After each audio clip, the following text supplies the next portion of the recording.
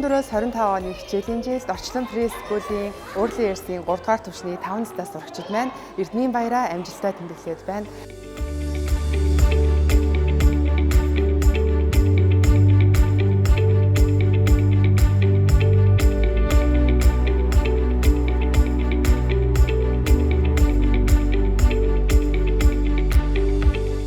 Эрдэнийн баярын энэ өдрөөрөө сурагчид маань 2 жил хос хэл дээр суралцсан математик, сайенс, дуу, бүжиг, жүжигний хичээлүүдийнхаа үр шимийг эцэг эхчүүд, багш, найз нөхөд, ах эгчтэй тайлбарласан ийм гоё баярт үйл ажиллагаа болж байна.